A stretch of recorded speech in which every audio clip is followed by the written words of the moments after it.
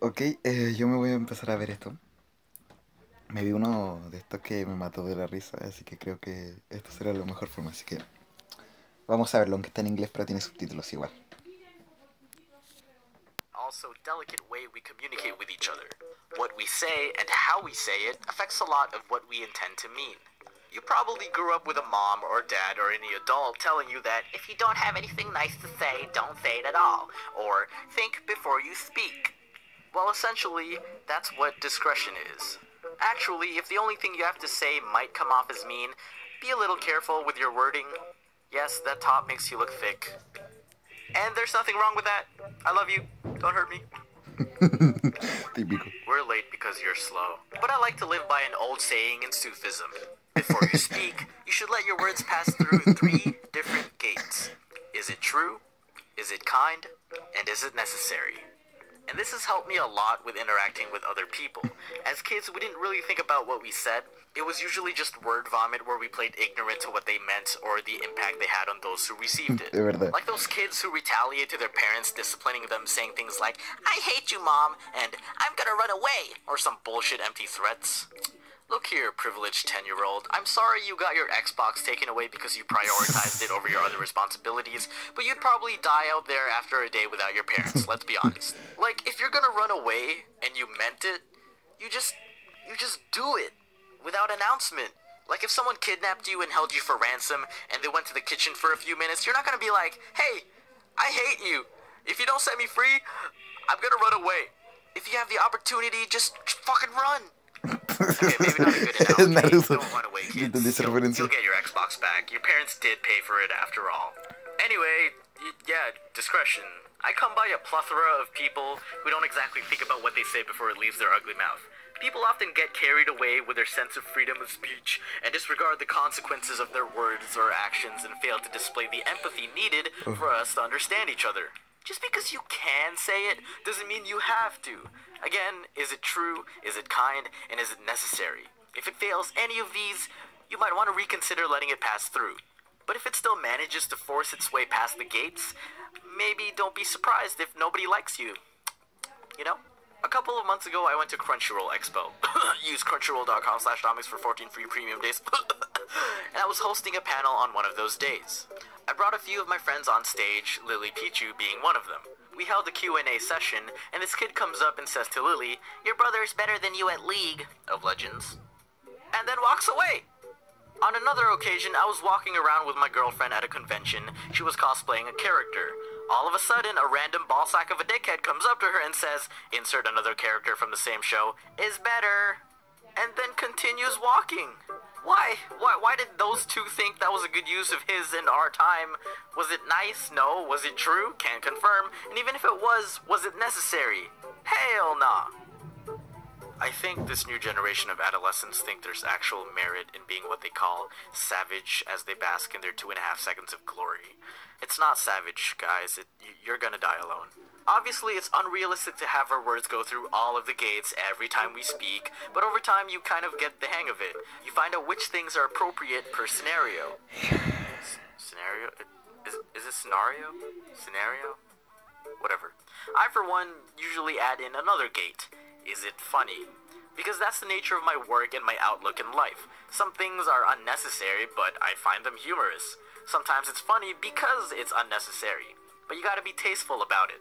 Someone nearby might make a funny noise and I might laugh at it. It was neither true, kind, nor necessary, but I found it funny. That kid who asked the question, not funny. It wasn't even a question. I mean, he got a uniform reaction from the audience, but we all could have lived without having that be a part of our day. We laughed it off, though. Not a "that was funny" laugh, but more of a "yo, can security escort that kid out of here so the person beside them can have more legroom" kind of laugh. He was just a kid. Discretion and empathy is something you develop as you age. As kids, we just went about and said whatever the hell we wanted and not gave a shit about what other people thought because, hey, freedom of speech, right? If you get offended or triggered, well, you're too sensitive and you just have to deal with it, right? If I can be an asshole, then I will proceed to be. Because when you lack empathy, it's just so easy to be one. I know some of you might start to fear speaking at all anymore. I mean, what's the point, right? When worrying if every single thing you say might deter people and render you unlikable. But that's not the point of this. Some people believe that actions speak louder than words, but a lot of the time, words are responsible for influencing actions from others. Whether or not those actions are benevolent can be up to you. Think about what you're gonna say. Speak responsibly. Viewers, discretion is advised. Hello everyone, this video has been brought to you by Crunchyroll. Head on over to... That's right, you already know. Ad-free, 1080p, professionally subbed episodes as soon as an hour after release in Japan. So no matter what time zone you're in, we can all leave out together at the same time. And you don't even have to be at home. The app is available on nearly every device. I hear Black Clover is going to be the next big thing, so I'm going to check that out soon. Shokugeki's also got a new mouth-watering season of delicious ass looking /Domix. Link in the description. Enjoy!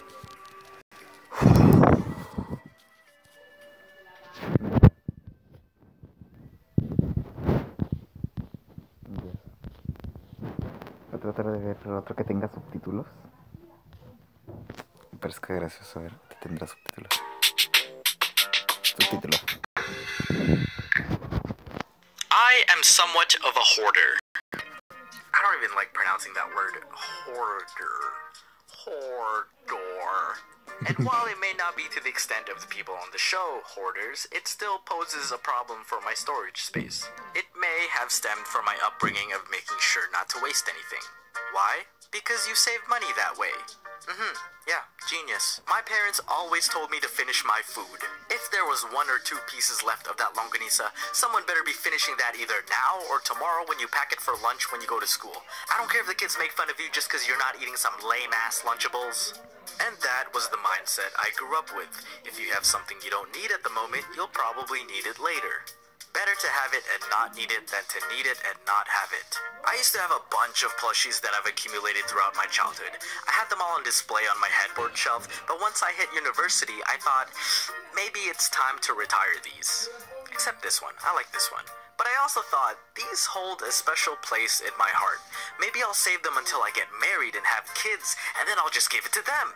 Therefore, I'll save money by not having to buy new toys and assume that my unpredictable kids want my old ones. Maybe 1 or 2 years pass and I find out my parents donated them without my acknowledgement. I was a little sad, but then I remembered that a lot of them were gifts from exes, so I got over it eventually. Okay, hold on. Question for you guys. Do you keep gifts from exes? I know a lot of people like to purge everything they own that reminded them of a predating partner, but I find myself keeping a lot of the things I got, more so if they were functional. But even if they were aesthetic, like a ring or a bracelet, I kept them too. I didn't keep them to honor the gifter, but simply because I thought it looked nice on me. Is that weird? Some people find that weird, but here's my opinion. If you gave me something, you've relinquished your ownership of that object and have transferred it to me. It is now my possession. And whether or not that means something deeper or more sentimental is up to me alone and no one else.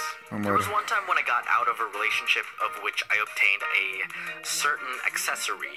I eventually met another girl. Ok, creo que estamos grabando. Sí, estamos grabando. Es que tuve que ir a agarrar unas cosas del colegio. Pero... ahí está. Mejor afuera que adentro. Ya sigamos. Whom I was getting to know, and during that time, I've already moved on from my ex, like 100%. Anyway, I often wore this tungsten ring that was given to me by the aforementioned ex, and the girl brought it up and asked where I got it. Before I answered, I already predicted the kind of response I would get, so I tried to explain how it didn't mean anything, and I just simply liked the ring. Well, she proceeded to deny my claim and tried to convince me that I still had underlying feelings for my ex. Bitch, you don't know me. She was very upset, and I understood why she would assume that, and I was willing to stop wearing the ring if I knew it upset her, but she just wouldn't trust my feelings. I didn't know how else to convince her otherwise. Partially bad move on my end, I admit, but the ring was technically mine. I just happened to obtain it from an ex. If she preferred I wore something that honored her, then she was welcome to get me something. For me, sentiment overrides aesthetic. We weren't exactly dating, but if a new partner got me a new ring, even if they didn't get the right size, I'll still wear it over the old one. Anyway, back to hoarding. I'd say it was much worse when I was younger. I used to find random crap on the ground that I thought could be purposed for something else. I may not know that purpose at the moment, but I believed I would later. Do you guys remember Beyblades? I mean, they're still around, but when they were the new fad at every school, I used to find little metal pieces on the floor because I looked at the ground a lot when I walked around as a kid. But I would always try and modify my Beyblades with these pieces. Granted, they may have made my tops a little more dangerous than they already were, but I had a lot of fun customizing it with the trash that I found, which I turned into my treasure. But even after the Beyblade hype, I still kept all those metal pieces in a box that's probably still somewhere in my parents' basement. The same goes for cosplay, which is odd for me because I don't even cosplay that often. But I'd find random things where I think, this might be useful for a future cosplay. For example, my sister would walk into my room and be like, hey, I found Velcro. Do you need Velcro? And I'd be like, no, not at the moment, but I'll take it. But the thing is, by the time I did need that Velcro years later, I've already misplaced it, and I would have to dig through boxes and bags of other hoarded objects. And if I needed that Velcro in a rush, I'd probably just buy new Velcro. And then I'm just left with that lone wolf Velcro that's somewhere in the house. Probably met up with the Beyblade pieces and became friends because they had a common abandoner. I've got t-shirts and posters aplenty. I've got headphones and coupons galore. You want charging cables that don't work anymore? I've got 20. But who cares? No big deal. I want more, but I probably shouldn't because my condo has limited space. The way I got around this was simple. Clean up every now and then. Oh my goodness, Dom, you're a freaking genius. We're in 2017 while you in 3017. I tend to keep a lot of the original boxing or packaging of products I've bought, thinking I might sell them on Craigslist someday, but really I know I'd be too lazy to do that, so I should just recycle them. If there are clothes at the end of the closet or at the bottom of the pile in my drawers that I haven't worn in a year, then it was probably time to retire them. Donate them, something, just give them up. I know it sounds easy on paper, but personally, if I don't use an item on a regular basis, then it's probably better that someone else does. Hey guys, just want to let you know that this video has been brought to you by Audible, an awesome provider of premium audiobooks and other products. If you head on over to audible.com/domics, you can claim a free audiobook with a 30-day trial membership. One that I'm currently listening to is Ernest Cline's Ready Player One. I saw it on the front page and noticed that it involved video games, so I did not hesitate to check it out. There will also be a movie based on the book, so I thought I'd get the original experience beforehand, and I'm pretty hooked. If your interests involve video games... Así que mejor voy a ver este último. The other week I was in a car on my way to a destination. Well, obviously a car is never a destination, it's a tool to go to a destination. Anyway, we hit a red and we're behind this SUV. And on the rear window, I see a sticker that says, Mother of a Stanford Alumni. And I was like, what is that? What does that mean?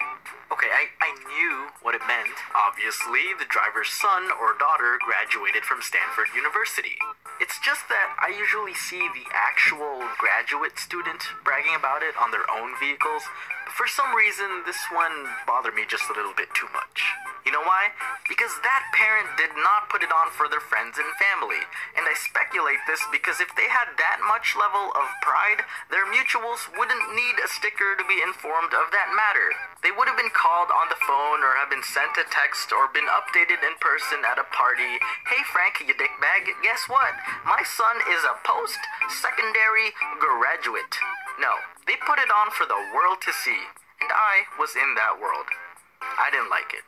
Cynical Dom just came out and immediately hated this parent, whom he knows nothing about besides the fact that they are very proud of their offspring.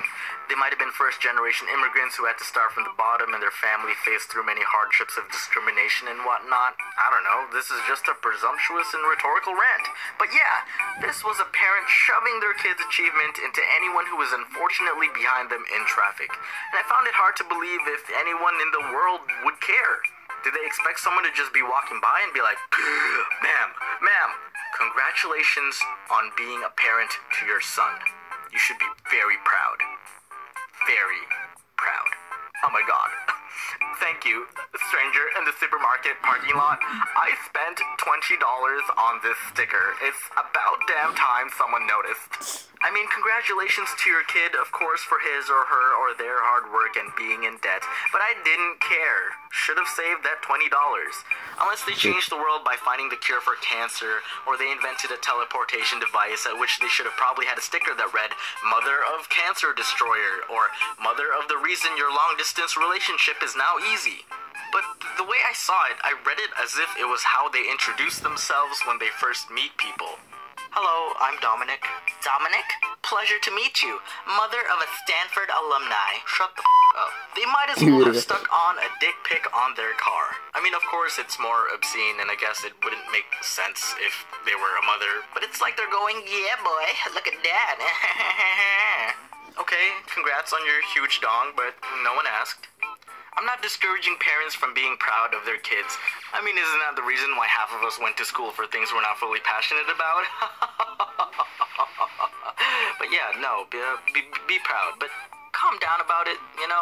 They graduated, they made it cool. Throw a celebration, show them personally that you are proud of them. You don't have to go around clarifying to everyone that, hey, this kid right here, this university graduate, this master's degree owner, yeah, I made him. He came out of me. Partial credit. I'm sure they wanted to make you proud, but they probably didn't intend for you to shove it down everyone's throat. And if they did, then okay, I guess their douchey pride runs in the family. To me, personally, my opinion, kind of makes it seem like that's all your kid is to you. Again, a presumptuous rant. I just feel like parents need to chill a little bit with the career pressures on their kid. If you push them to pursue a path that was for their own good, then push for that cause. Don't push for your own pride. Save $20. Hey guys, this video has been brought to you by Crunchyroll. If there's anything to be proud of, it's the ability to watch high-quality anime at your disposal. If you head over to crunchyroll.com/domics, link below, you can binge on some of your favorite anime with a free premium membership for 14 days. Definitely a lot of time to catch up and be up to date with shows like Attack on Titan and My Hero Academia. It still provides you with ad-free, 1080p, and professionally subbed episodes as soon as an hour release after Japan. Crunchyroll is also available as a convenient app on nearly every device. Once again, that's crunchyroll.com/domics, link in the description. Enjoy.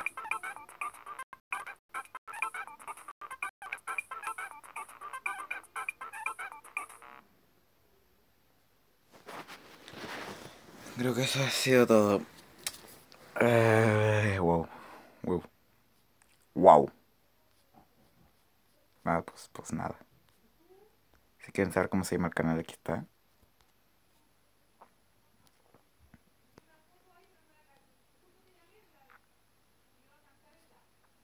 Ok.